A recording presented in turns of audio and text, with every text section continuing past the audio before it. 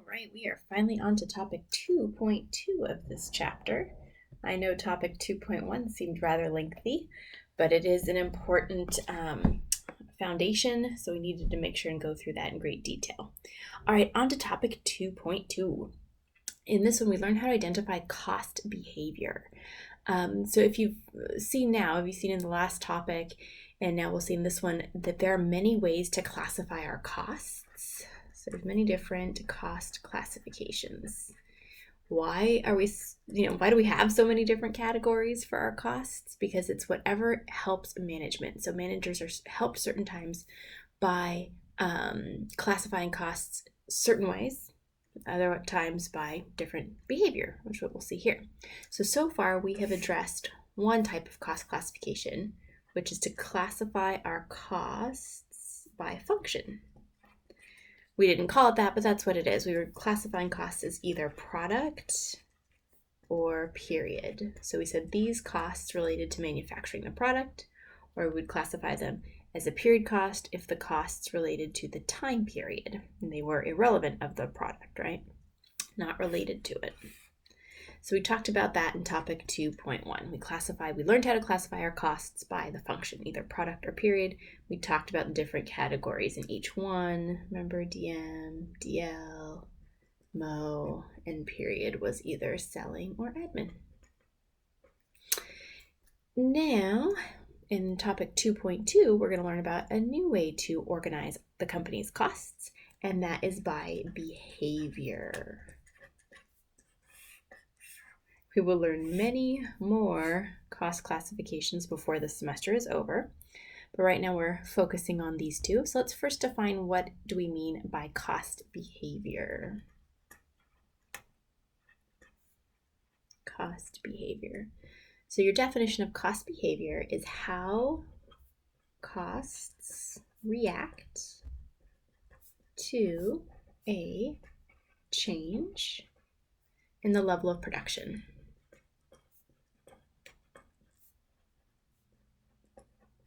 So as we make more units, as we produce more, how does the cost react to that? Does the cost stay the same? Does it increase? Right?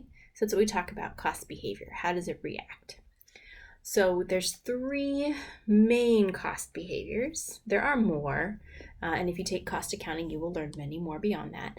But for now, we're going to focus on three main ones: fixed costs, variable costs, and mixed costs. Okay, so those will be the three that we focus on. So if a cost exhibits fixed behavior, that means as production increases, the cost remains constant. So cost remains constant or fixed, constant, regardless of changes in production. Okay, so if production rises, it goes up, we're producing more and more and more, a particular cost, if it remains constant, that's exhibiting fixed cost behavior. Okay, examples of that would be rent, property tax, straight line depreciation on our equipment. Okay. Right, so basically what it's saying, if it's a fixed cost, let me do it down here. If it's a fixed cost, this is our level of production. This is the cost. So as units produced increase, maybe we made 5,000 units, 10,000 units, 15,000 units, right? That particular cost, let's say it was rent, stayed the same at $10,000. Your rent doesn't go up if you're using the manufacturing facility to make 5,000 units or 10,000 units. Your landlord still wants his $10,000 worth of rent. So that is an example of a fixed cost. Let's look at variable. So variable cost changes with the level of production. With level of production. Okay, so if I was to graph that, same thing, units of production down here, cost here. So if we were to produce 5,000, 10,000, 15,000 units, the cost increases in proportion. So that's how, if we were to plot the cost behavior for variable costs, it would increase. So we're saying it changes. So if production increases, total cost goes up. If production decreases, total cost comes down. Okay, so this is total cost. Total. What was I going to say? Oh, list some examples. So some examples would be direct materials, direct labor. Those are your big ones when it comes to production, right? So I can't make another free library unless I get more wood, more shingles, more plexiglass. So for every one more unit I make, my direct material cost goes up because I can't make it unless I have those. So that's an increase in my costs.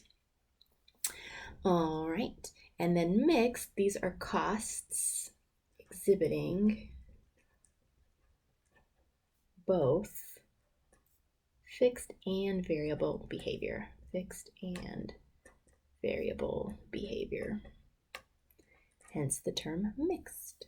So if we were to plot a mixed cost, you're basically going to combine the previous two graphs that we saw. It's going to intersect at the fixed amount, and then its slope will be based on the variable cost per unit. So this represents the fixed amount. This slope is our variable cost amount. Some examples of this.